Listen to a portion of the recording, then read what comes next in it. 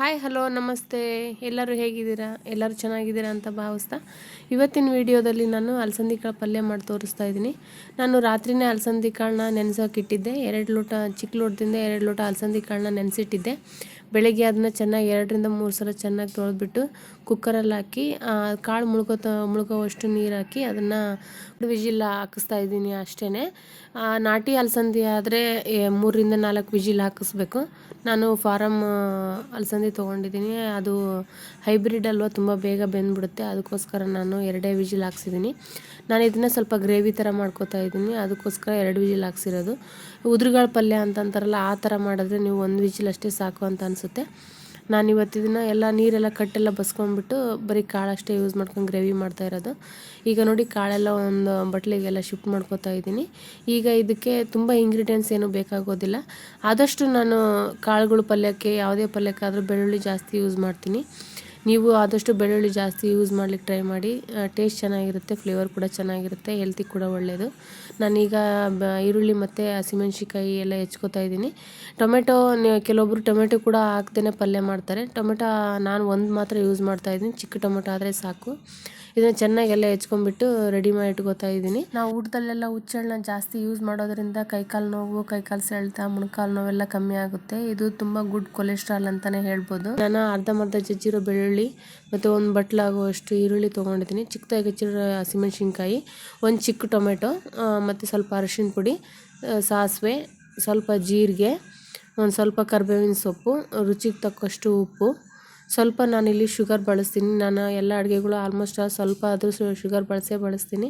ಮತ್ತು ಎಣ್ಣೆ, ಮತ್ತು ನಾನು ಮೊದಲೇ ಹೇಳಿರೋ ಹಾಗೆ ಹುಚ್ಚೆಳ್ಳು ಪೌಡ್ರು, ನಾನು ಮೊದಲೇ ಅದನ್ನ ಹುರಿದ್ಬಿಟ್ಟು ಪೌಡ್ರ್ ಮಾಡಿ ಇಟ್ಕೊಂಡಿರ್ತೀನಿ. ಈಗ ನಾನು ಒಂದು ಪಾತ್ರೆಗೆ ಎಣ್ಣೆ ಹಾಕಿ, ಎಣ್ಣೆ ಕಾದ ನಂತರ ಅದಕ್ಕೆ ಸಾಸಿವೆ ಮತ್ತು ಜೀರಿಗೆ ಹಾಕಿ ಅದು ಚಿಟಪಟ ಸಿಡಿಲಿಕ್ಕೆ ಬಿಡ್ತೀನಿ. ಅದು ಆದಷ್ಟು ಸ್ವಲ್ಪ ಸಿಡಿದ ತಕ್ಷಣವೇ ನೀವು ಬೆಳ್ಳುಳ್ಳಿ ಜಜ್ಜಿ ಹಾಕ್ಕೊಂಬಿಡಿ. ಬೆಳ್ಳುಳ್ಳಿ ಹಾಕಿದ ತಕ್ಷಣ ಈರುಳ್ಳಿ, ಹಸಿಮೆಣ್ಸಿಕಾಯಿ ಎಲ್ಲ ಹಾಕಿ ಫ್ರೈ ಮಾಡ್ಲಿಕ್ಕೆ ಬಿಡಿ. ನಾನು ಅದನ್ನು ಕ್ಲಿಪ್ಪಿಂಗ್ ತೋರಿಸೋ ಅಷ್ಟೊತ್ತಿಗೆ ಅದು ಡಿಲೀಟ್ ಆಗಿ ಹೋಗ್ಬಿಟ್ಟಿತ್ತು. I am very sorry. Direct tomato ಎಲ್ಲ ಹಾಕಿ ಅರಿಶಿನ ಹಾಕ್ತಿರೋದು ಮಾತ್ರ ಕ್ಲಿಪ್ಪಿಗೆ ಬಂದುಬಿಟ್ಟಿದೆ, ದಯವಿಟ್ಟು ಕ್ಷಮಿಸಿ. ಈಗ ನಾನು ಇದಕ್ಕೆ ಬೆಳ್ಳುಳ್ಳಿ, ಈರುಳ್ಳಿ, ಟೊಮೆಟೊ ಮತ್ತು ಹಸಿಮೆಣ್ಸಿನ್ಕಾಯಿ ಎಲ್ಲ ಹಾಕಿ ಸ್ವಲ್ಪ ಅರಿಶಿಣ ಪುಡಿ ಹಾಕಿ ಫ್ರೈ ಮಾಡ್ಲಿಕ್ಕೆ ಬಿಡ್ತಾಯಿದ್ದೀನಿ. ಆದಷ್ಟು ಸೈಡಲ್ಲೆಲ್ಲ ಎಣ್ಣೆ ಈ ಥರ ಗುಳ್ಳೆ ಬರೋ ಥರ ಆಗಬೇಕು. ಅಲ್ಲಿ ಹಂಗಾದಾಗ ಅದು ಎಲ್ಲ ಬೆಂದಿದೆ ಅಂತ ಅರ್ಥ. ಈಗ ನಾನು ಸ್ವಲ್ಪ ಉಪ್ಪು ಹಾಕ್ತಾಯಿದ್ದೀನಿ. ಇದಕ್ಕೆ ಈರುಳ್ಳಿ ಟೊಮೆಟೊಗೆಲ್ಲ ಉಪ್ಪು ಹಿಡೀಲಿ ಅಂತ ಅಷ್ಟೇ ಮೊದಲು ಸ್ವಲ್ಪ ಹಾಕಿರ್ತೀನಿ.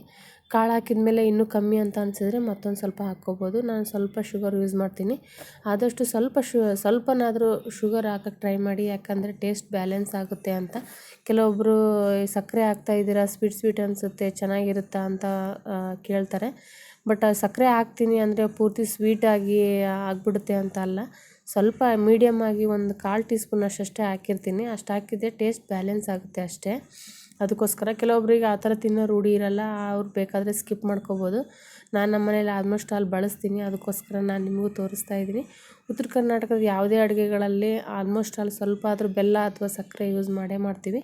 ಈಗ ಇದನ್ನು ಸ್ವಲ್ಪ ನೀರು ಹಾಕಿ, ಕಾಳೆಲ್ಲ ಹಾಕಿದ ಮೇಲೆ ಸ್ವಲ್ಪ ಕಲಸಿ, ಸ್ವಲ್ಪ ನೀರು ಹಾಕಿ ಒಂದು 10 ಸೆಕೆಂಡಷ್ಟು ಬೇಯಲಿಕ್ಕೆ ಬಿಟ್ಟಿದ್ದೆ.